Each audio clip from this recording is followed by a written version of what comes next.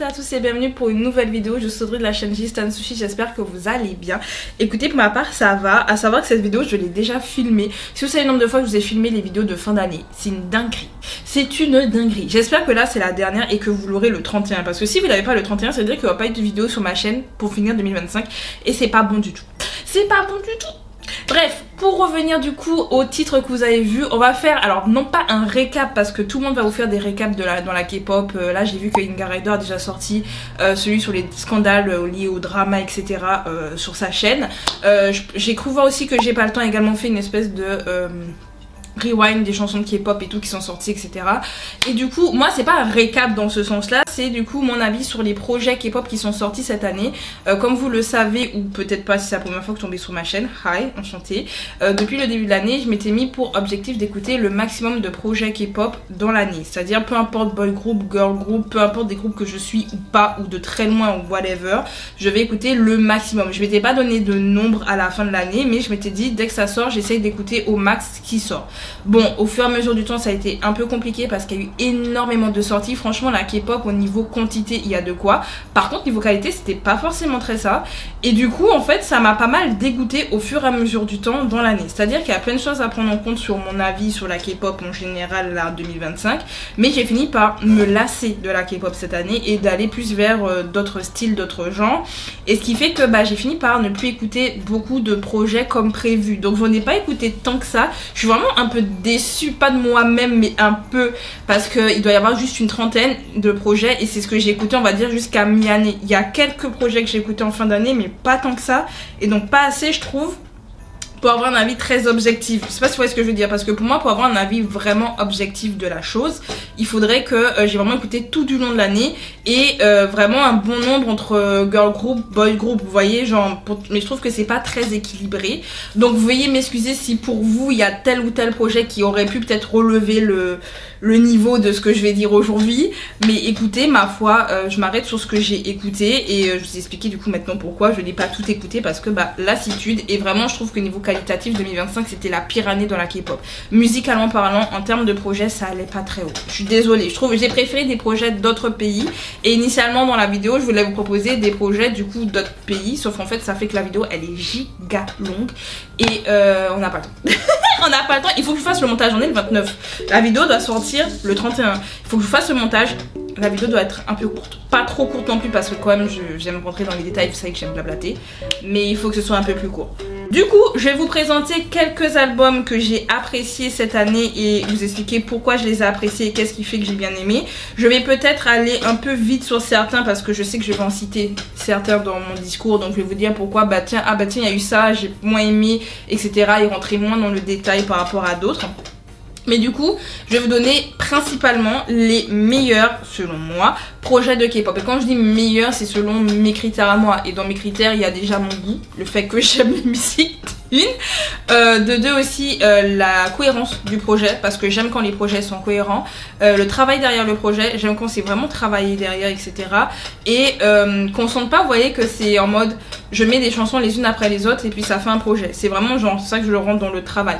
Il y a un peu de tout ça qui rentre en jeu et bien entendu si j'aime en fait les chansons, parce que si les chansons elles sont toutes bien, forcément je vais vous dire que le projet il est bien. Vous voyez ce que je veux dire? Mais bref, on va du coup revenir sur tout ça. Normalement en barre d'infos je vous mettrai les noms des albums, les artistes et les noms des albums que j'ai écoutés tout du long de l'année. Donc il y aura une trentaine à peu près. Il n'y en a pas 20 millions, il y aura à peu près une trentaine de projets normalement. J'aurais aimé plus pour avoir un avis plus objectif, mais bon, écoutez, ma foi, on fait avec. Bref, je vais commencer, c'est pas un top pour le coup, c'est vraiment juste un récap, vous dire les meilleurs selon moi, c'est pas numéro 1, numéro 2, juste j'ai aimé et pourquoi j'ai aimé. Bref, let's go. Et si vous voyez que de temps en temps je regarde en bas, c'est parce que j'ai mon téléphone et en fait j'ai un Google Doc comme ça aussi, vous voyez, voilà, tout ça c'est ce que j'ai écouté, c'est tout ce que j'ai écrit durant l'année. Voilà, c'est très long. Du coup il y en a certains que j'ai pas écrit, dont celui que je vais vous parler aujourd'hui. Du coup il faut que j'aille sur Spotify pour avoir les noms des titres, même si en soi je connais les noms des titres par cœur parce que c'est un des projets que j'ai le plus écouté. Je le mets dans la catégorie K-pop, je devrais peut-être pas, mais on arrive dessus. Je vais du coup commencer par le projet de Monsieur Ten avec Stunner.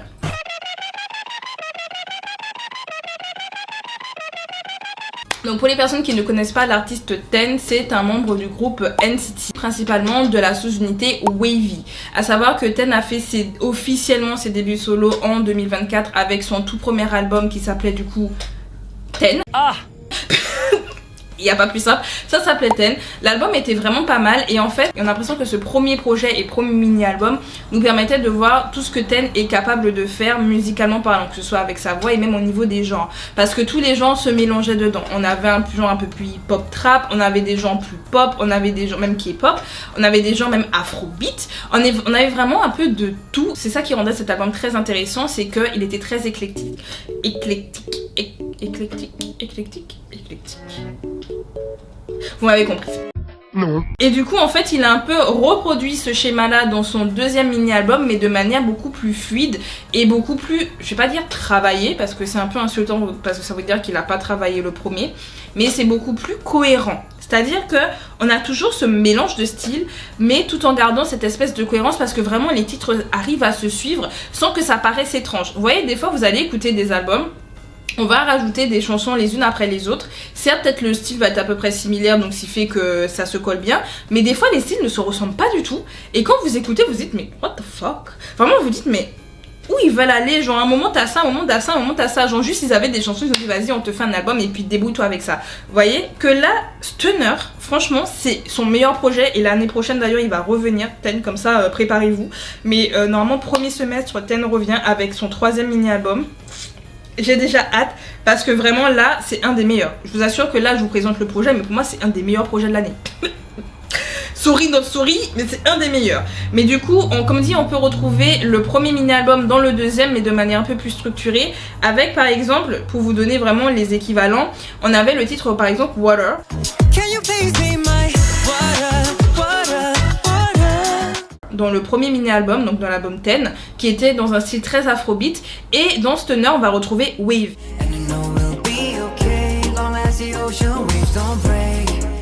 Donc toujours une histoire d'eau, peut-être qu'il a soif, je sais pas.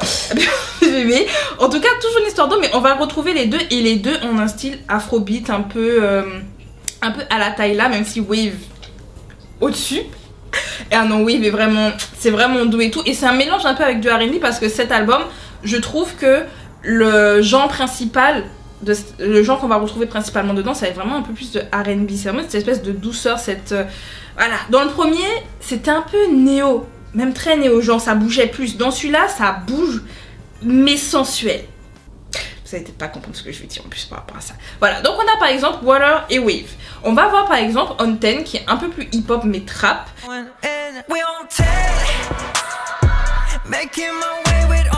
Et on va avoir par exemple Sweet as a Sin, je trouve, qui est toujours également dans du hip-hop, mais du hip-hop trap? Non, pas trap, plus du hip-hop avec Sweet as a Sin.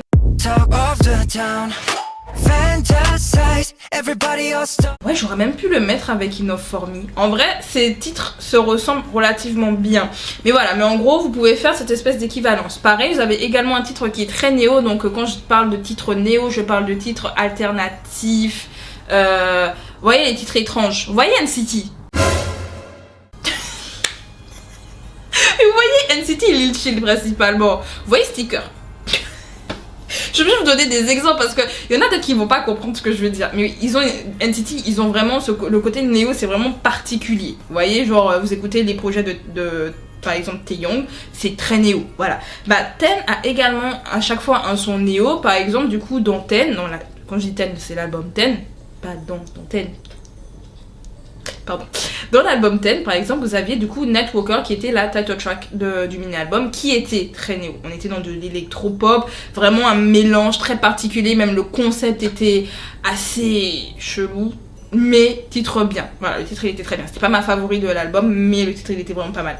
Avec le temps, je me suis habituée. When the midnight comes, pulling the strings, beautiful monster. Et du coup, dans Stunner, on va avoir du coup maintenant Bambola. Et Bambola, c'est vraiment le titre néo de l'album.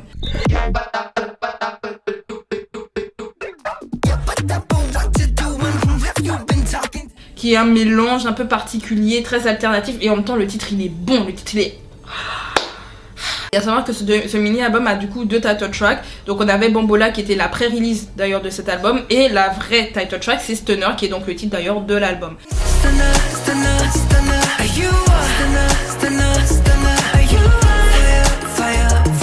À savoir que Stunner, mais banger de banger. Oh, franchement, heureusement que Ten s'est battu pour avoir le titre parce qu'on voulait pas la lui donner. Hein. On voulait pas la mettre dans son album. Il a dit non, c'est un hit.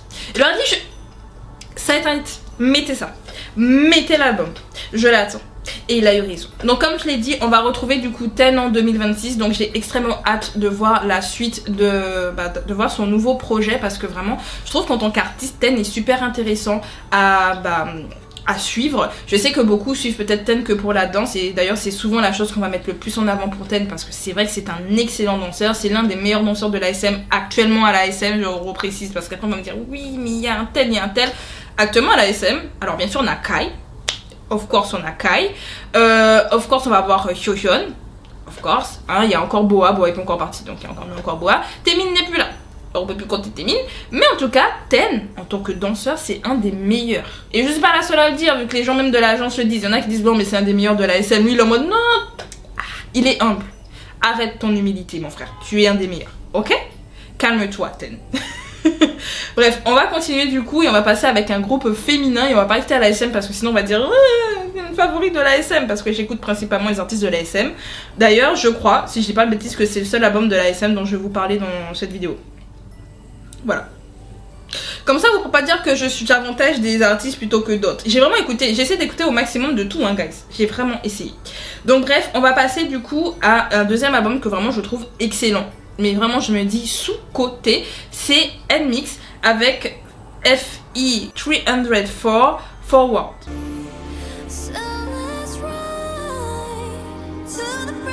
Alors, du coup, donc cet album était mis en avant par la title track Know About Me, qui était un titre un peu plus R&B pop, qui rappelait d'ailleurs dans son essence et surtout dans son MV le côté très TLC. Donc TLC qui était un girl band américain qui avait du coup comme genre principal le R&B. Donc c'est pour ça que je le mets en corrélation, c'est que c'était très dans l'esprit du R&B visuellement, mais même musicalement parlant.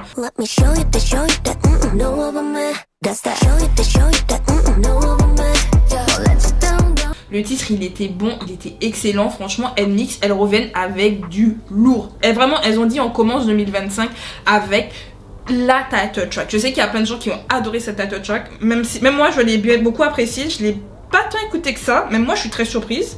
Parce que c'est totalement ma cam. Vraiment, Know About Me c'est totalement ma cam, je ne sais pas pourquoi je ne l'ai pas pu écouter. I don't know, je sais pas si c'est passé. Mais en tout cas, si vous avez déjà écouté les précédents projets de NMIXX, en fait, on reste toujours dans la suite logique. C'est-à-dire que si on prenait par exemple l'album de Dash qui était sorti en début 2024, c'était également le même nom. C'était FE 304 et au lieu que ce soit Forward, donc c'est ce qu'on avait du coup pour Know About Me, là c'est Break. Et en fait, on reste vraiment dans cette... tendance, on reste dans le genre musical hip-hop parce que Dash c'était ça. I wanna dash, I wanna dash, I wanna dash, I wanna dash, I wanna. Ok.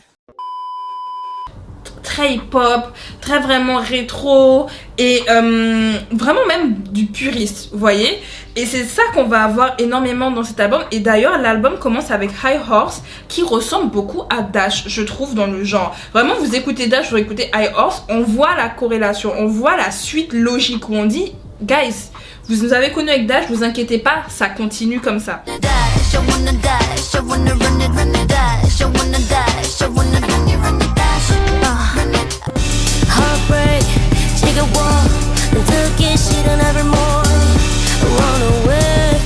Et en fait l'album en général va beaucoup tourner autour du genre du hip-hop rap, je trouve, toujours tout en gardant ce côté mixé et ce côté on rajoute autre chose et des choses en plus. C'est à dire que NMIXX initialement, pour les gens qui d'ailleurs je les ai pas présentés, je suis là, je vous dis NMIXX elles sont incroyables, mais NMIXX donc groupe qui a débuté à la JYP Entertainment, dont le genre initial c'est la mix pop, c'est à dire qu'on va avoir plusieurs genres en une chanson. Et du coup c'est ce qu'on avait eu avec OO, on avait eu ça avec Dice. D'ailleurs très souvent c'était Ginny, ancienne membre du groupe, qui faisait le mix, c'est-à-dire qu'elle allait dire NMIXX change et puis on passait sur un autre genre. À savoir que j'ai mon avis du coup sur la manière dont les chansons étaient mixées pour NMIXX. c'est pas forcément toujours positif, mais je trouve que dans la suite, la manière dont la JYP a repris à la suite du départ de Jinhee, hein, dont ils ont repris le groupe et qu'ils ont commencé à vraiment travailler le genre et à travailler leur image, on sent qu'ils ont enfin une vision, enfin, ils savaient déjà une, mais on sent que la vision, elle est beaucoup plus fluide et on sait où ils veulent aller. Et c'est ce qu'on va retrouver par exemple dans le titre Golden Recipe, que j'adore Golden Recipe. Je l'ai pas, comme dit, c'est pas un album que j'ai beaucoup écouté, mais c'est un de mes préférés. Parce que le travail derrière, parce que vraiment, genre dans Golden Recipe, on reste sur le côté hip-hop, on rajoute un petit violon dans le fond qui rajoute du rythme, et en même temps on a les vocals des filles qui rajoutent un petit truc.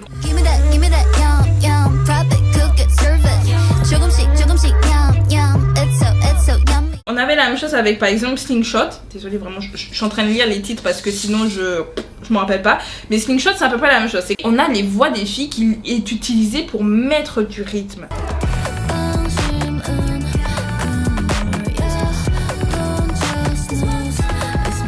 Et en fait, les membres de NMIXX, on reconnaît pas assez, même si en vrai, il y en a pas qui vont dire mais si on le sait et tout, mais on reconnaît pas assez le talent vocal des membres de NMIXX et c'est ça aussi qui rend cet album encore plus intéressant. Le genre qu'elles ont fait, on pourrait se dire ah c'est pas trop mon style etc.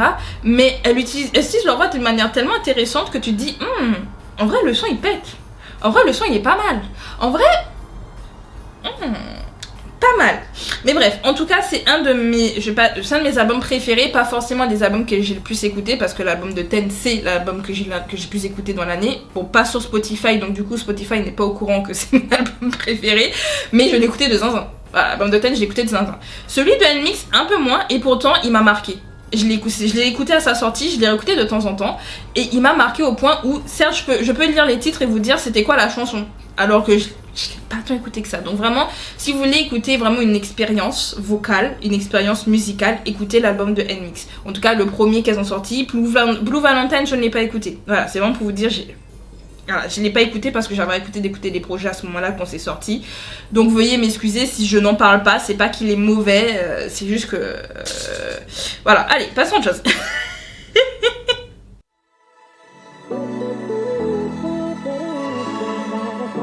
Le prochain album dont on va parler, ce sera du coup Day and Night de 50-50. Alors, je mets quand même pas disclaimer, c'est pas un disclaimer du tout, mais une explication aussi du... c'est pas un album que j'ai trouvé intéressant pour sa forme, ni pour le concept. Voilà, c'est plus... Là, c'est vraiment le genre du j'ai aimé parce que j'ai aimé les chansons. Voilà, c'est ce type d'album-là. Et mais j'ai vraiment envie d'en parler parce que du coup, ça sûr, moi j'ai adoré les chansons. Et je me dis franchement... À Track, vous avez fait quoi? Bon bref, parlons de 50-50. Je pense que vous connaissez très bien le groupe 50-50 qui ont été surtout très reconnus par rapport au procès qu'il y avait eu avec les anciennes membres hein, qui ont accusé l'agence de maltraitance et qui avaient fini par voulaient du coup partir et mettre un terme à leur contrat. Donc on avait Kina qui était parmi les anciennes membres qui avaient décidé du coup de retourner dans l'agence. Les anciennes membres, donc Seo, Sena et Haran, elles sont retournées un peu plus tard, mais du coup l'agence avait déjà décidé de les mettre à la rue. Actuellement, les 3 anciennes membres ont redébuté sous le nom de A-Bloom, je sais plus comment on prononce. Elles ont sorti d'ailleurs le titre Echo.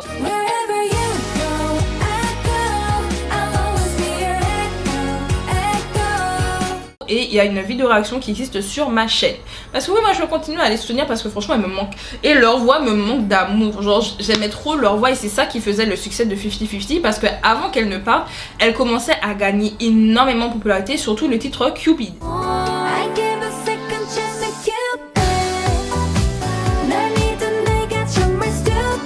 Je pense que personne n'est passé à côté du titre Cupid et l'agence du coup a quand même bien compris qu'est-ce qui marchait parce que la personne aussi qui était derrière les gens et les concepts de 50-50 est également partie, ne travaille plus avec.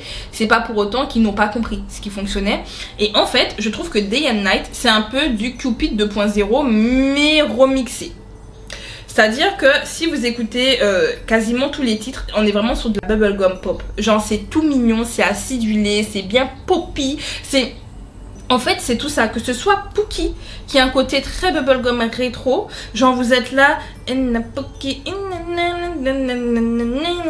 ça reste en tête.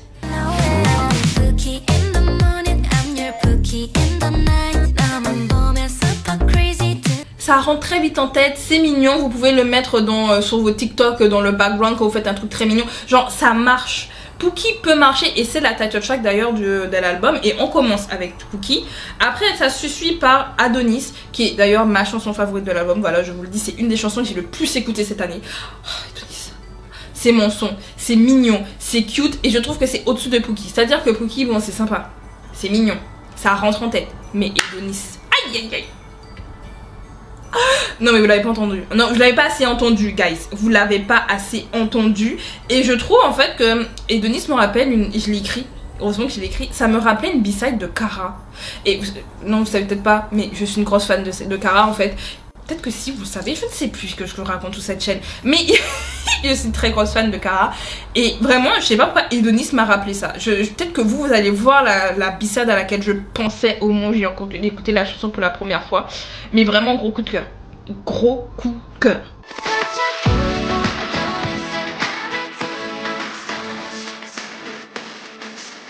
On va retrouver toujours dans le côté très bubblegum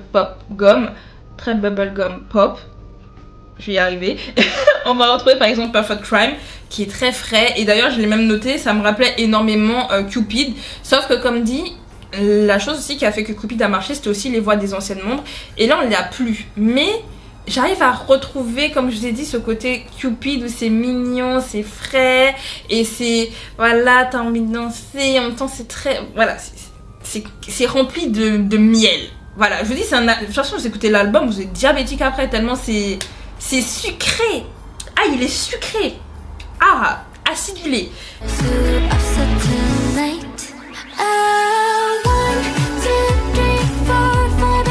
Et du coup, on va également avoir du coup Midnight Special qui termine l'album et qui est également dans ce côté très mignon, toujours bubblegum, toujours très poppy, etc.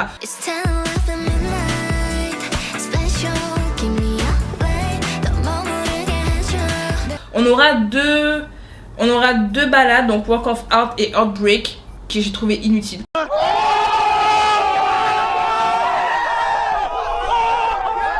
Voilà, c'est la seule chose que les seules chansons que j'ai un peu moins aimées dans l'album parce qu'elles apportaient rien. C'est-à-dire qu'on peut faire de très belles ballades. Moi, j'adore les ballades. Je sais pas si je vous l'ai déjà dit. Certainement. Je suis une grande fan de ballades. D'ailleurs, après, je vais faire une petite aparté juste après pour les ballades. Mais j'adore les ballades. Voilà, c'est vraiment ma passion. Et pourtant, je trouve que vraiment là, ça apportait rien de plus. On aurait presque dû continuer sur le côté que du mignon et ça aurait marché. Et vous savez, j'ai un peu comparé avec l'album de Highlight, donc c'était l'album de Bomb.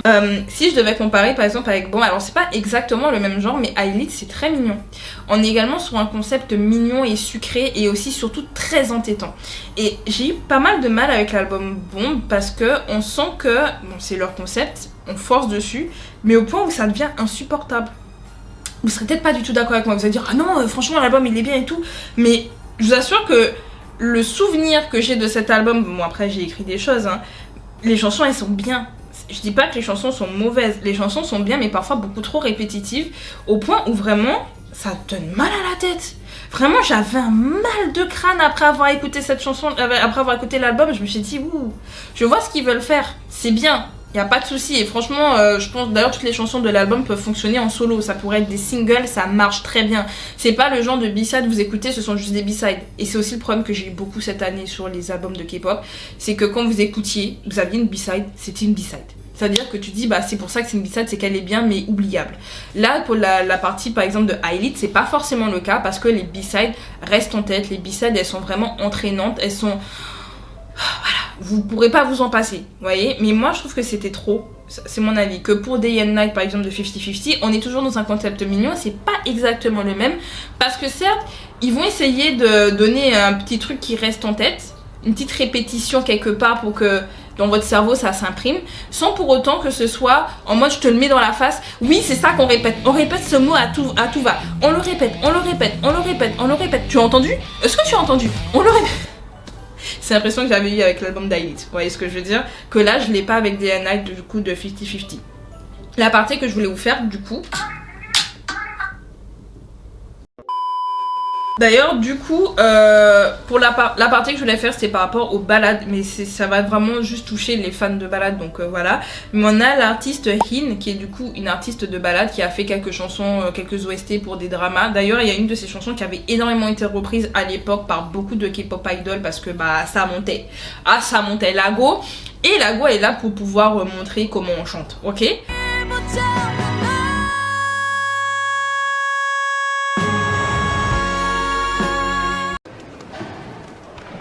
Ok. Elle a sorti du coup en début d'année un album qui s'appelle Unspoken Goodbye. Et dedans on retrouve énormément de titres ballades, quasiment que ça vu que c'est son genre. Et vraiment j'assure, mais c'est le genre d'album à écouter en hiver. C'est-à-dire que t'as froid, tu vas avoir 4 fois plus froid. Ça va pas te réchauffer comme là, vous avez du coup dans ma télé, vous voyez les flammes. Non, c'est pas fait pour. Là, c'est fait pour avoir froid. Vous êtes triste, vous êtes pas bien, mettez un plaid sous vos épaules et écoutez Unspoken Goodbye. À savoir du coup que Unspoken Goodbye est la title track du mini-album.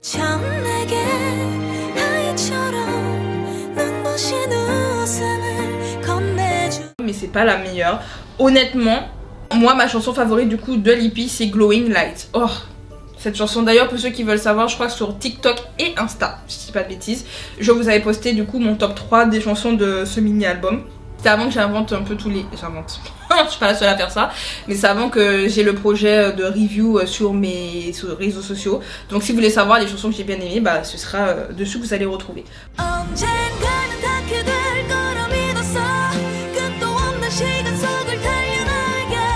En tout cas, si vous êtes fan de ballades, je vous conseille du coup cet album. Peut-être qu'il y a mieux, hein. Il y a certainement mieux.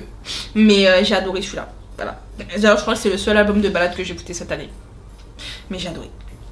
Bref, du coup, on va terminer avec un album que j'aime beaucoup. Oui, on termine déjà. Ouais, je sais qu'on va me dire, mais comment ça tu termines? T'as pas parlé de ci, de ça, de ci, de ça, de ci, de ça. On va terminer avec l'album de Chuu.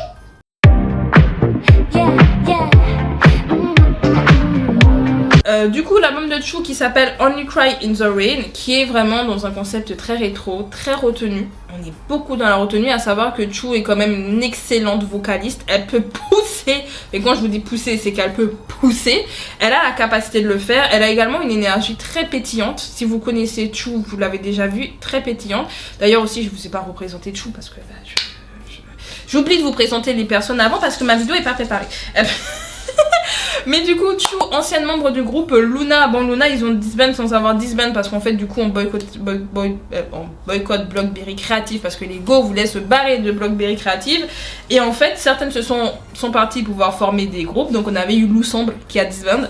Et on a eu également, attendez, avec la seule Cherry et Odite Circle. C'est Odite Circle?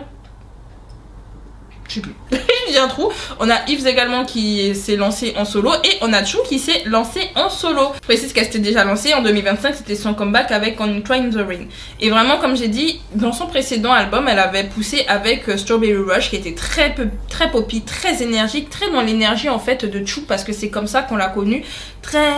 Voilà, elle est souriante, elle est mignonne et ça explose avec elle.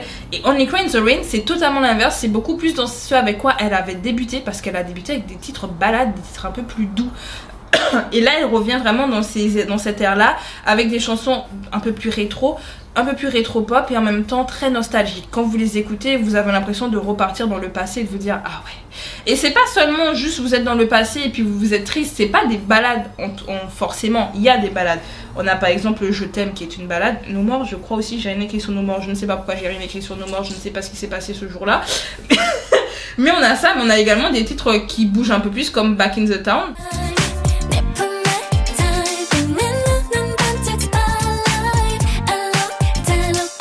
Qui bouge un petit peu plus et on a Kiss Kili qui également bouge pas mal.